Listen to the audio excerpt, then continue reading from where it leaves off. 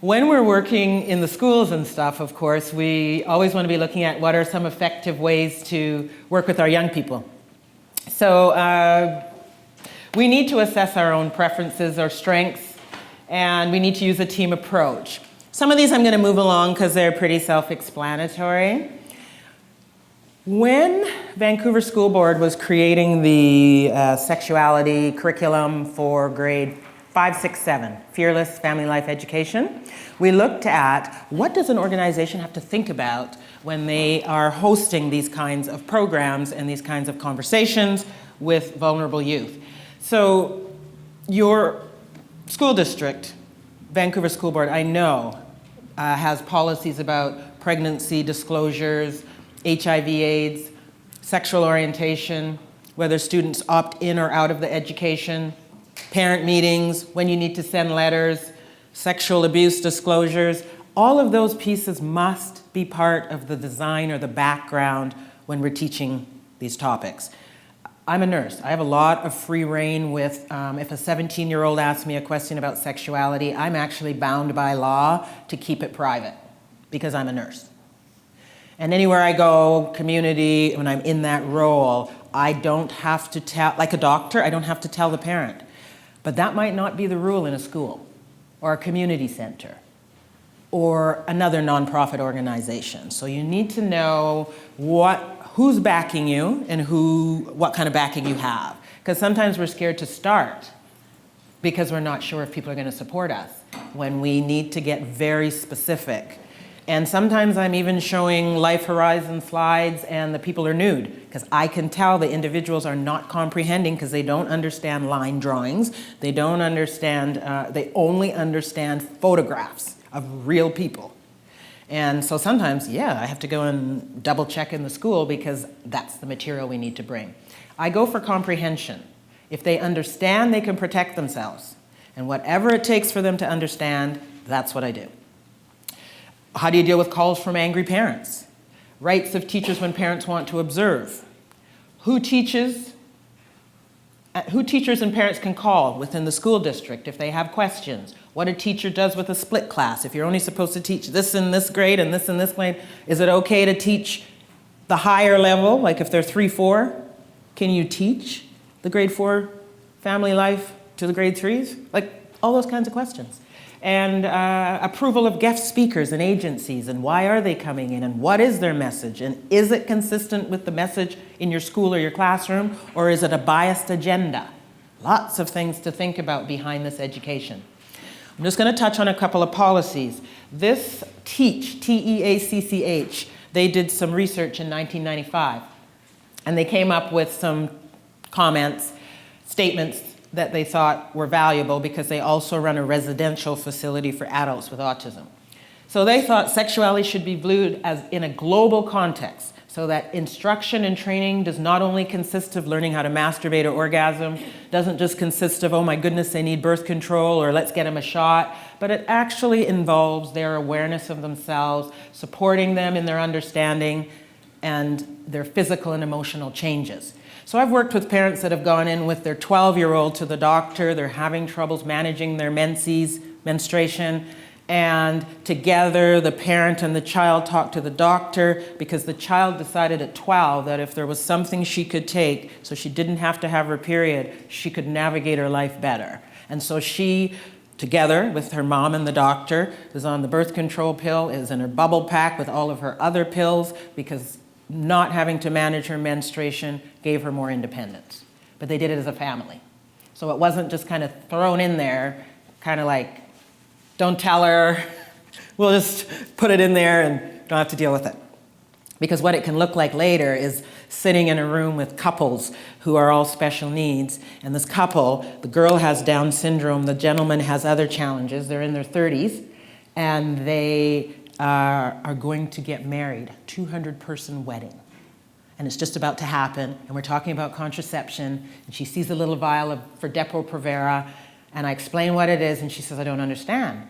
I said, I'll explain it again. She goes, no, I understand what you said. What I don't understand is why I've been going to get a shot every 3 months, and I didn't know what it was.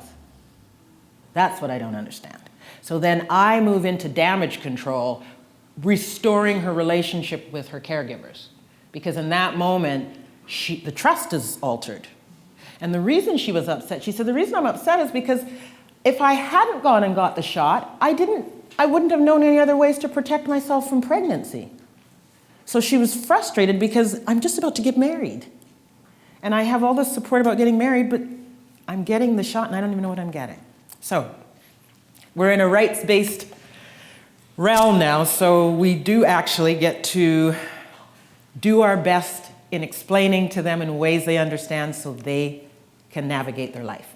So, other policies that Haracopos came up with: when an autistic person directs his or her interest to another person, one should decide how far to go in supporting such a contact. Because if the person doesn't have joint attention or social reciprocity, then it may not be healthy for that contact to continue to the point of intimacy.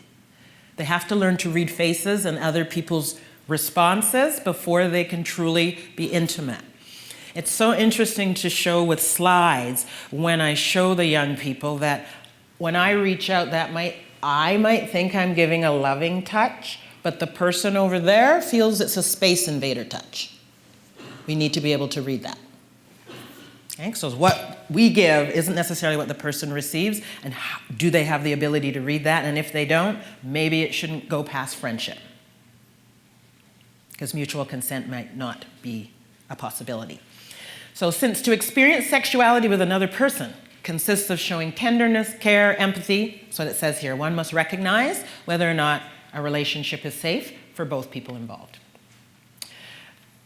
Systemized individual instruction needs to be approved by the team. Some of us don't have a team. Like if we're working as a speech pathologist or we're working as an occupational therapist, we might not have a team. And hopefully, eventually, the team, every team, includes both of those components. Occupational therapy was the reason that we could actually go and have dinner with family, because it was the occupational therapists who taught us how to get our boy's body calm enough so that we could go to socialize. So what it looked like was we went to the beach for 45 minutes before we went to the dinner. We found the heaviest rocks he could hold and he threw them in the water. And he was using his big muscles and it calmed his central nervous system. So now he was calm. The friend who was going to have us for dinner knew when we were arriving. We called her before we left the beach, and she made sure everybody was ready and at the table. We show up with a backpack, his own placemat, his own knife, his own fork, his own train, his own timer, his own food. We have 1 hour. We sit there and he's okay and we're eating and stuff and we're cueing him for dessert and he's good, and then after about an hour you can tell that he's starting to get fidgety and we know it's time to finish dinner. We finish, we stand up, we leave, we go back to the beach for 45 minutes, calm him down, and then we go home and go to bed. Oh no, then we got to do the bedtime routine. And by the end of it we're just on the couch going, I think that went well, what do you think? Right?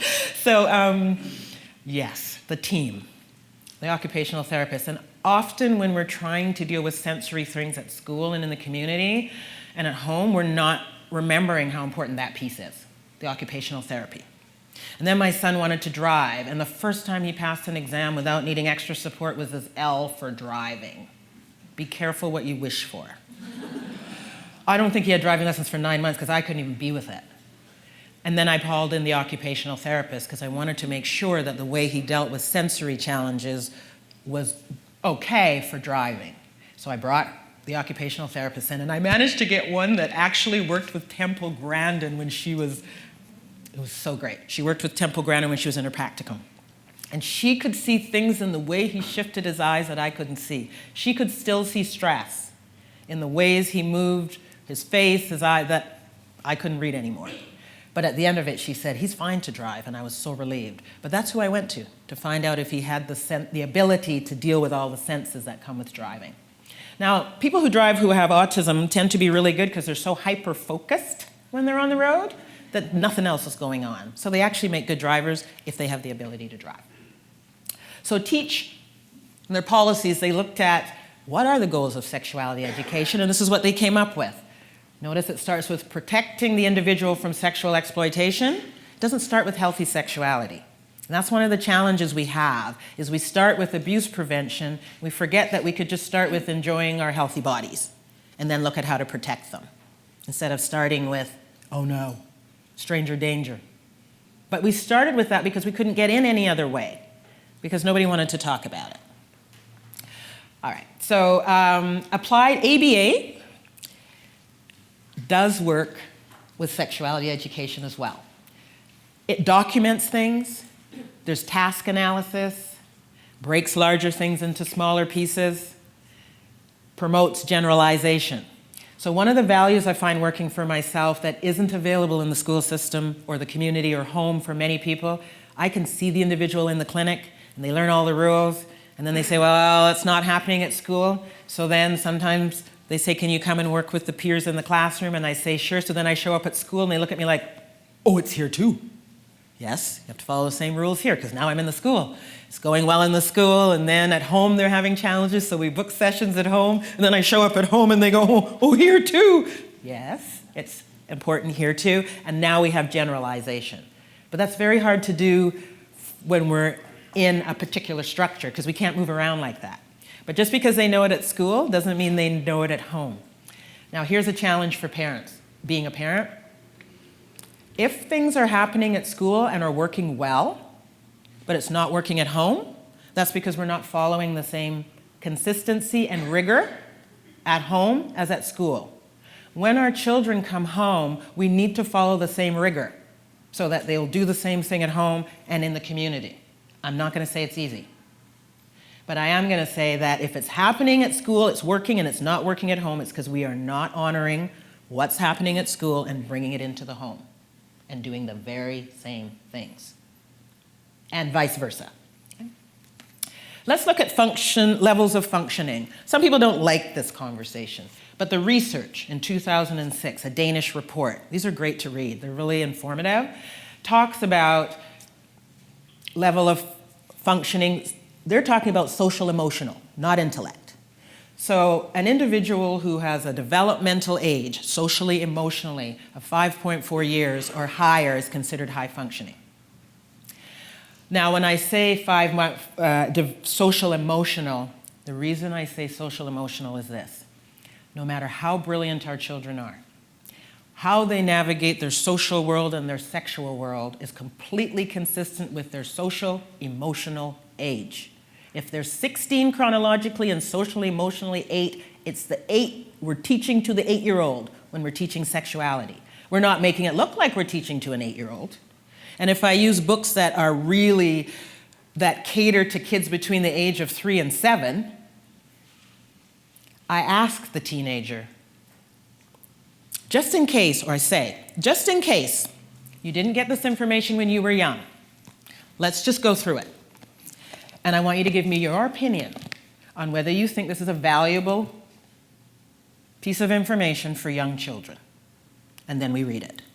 And once we start reading it, I know I have their comprehension is working, because it caters to children 5.4 years and over. So I always look for what caters to the age group that they're at, social emotionally. Okay? Does that make sense? Great. So when they're 5.4 or older, yes, they can conceal their sexual behavior. That's what the gentleman was saying in the video. They can conceal their sexual behavior. They'll masturbate in private rather than public.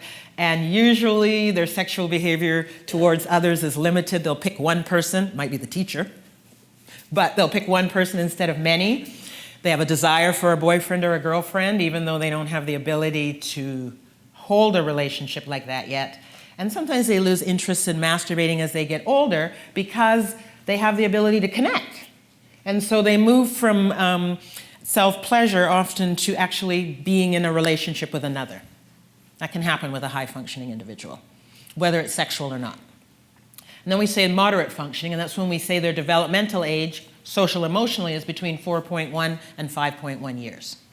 And then when we're low functioning, we say 1.5 to 4 years for low functioning. So that's what the research says, which is kind of shocking because some of the little professors we have and the way they talk, we can't believe they're actually that young inside, but they can be. When my son, high intellect, graduated with a dogwood diploma, and then we realized that he'd probably be somebody with a PhD who lived at home and didn't work. And we didn't want that for him because that wouldn't make him happy. So at 18, we had to take a deep breath and look at the vocational skills program at the university. And it was going to be the first time he was in with other individuals that were lower functioning, because he'd always kind of been in the regular stream. And he kind of had to suck it up, because I said, hey, this education isn't available anywhere else. You'll finish this program. Some people will not, but you will finish the program and you will understand adult life. And then you can move on and be independent. So when he went into that program, it was really interesting to see what a difference it made for him. By the end of it, I thought he was going to learn how to work and stuff. He said what he learned was to accept himself as who he is, with all that he can and cannot do, and that he could be in the world that way. Bought his first car, he works as a music therapist, he's extraordinary with music and teaching little children, but we had to take a sidestep and actually deal with the fact that he wasn't going to be a good, functioning, independent human being, even though he had all that intellect. And then one day I said to him, he said, why am I doing this program anyway? And I said, well, we know, because development's uneven, that there could still be a 7-year-old boy in there somewhere. But we don't want him showing up at a job interview. So we need to figure out where he is and raise your social emotional age so that you're consistently operating at about 19 years old. Because you can do life that way. If you never get past 19, you can still do life at 19. You may not get married if your social emotional age doesn't get past 19, because sometimes it's hard to navigate marriage at 19. But we need to raise your social emotional age in all areas. And we don't know where they are. They're hidden now. So that's what we went back and did.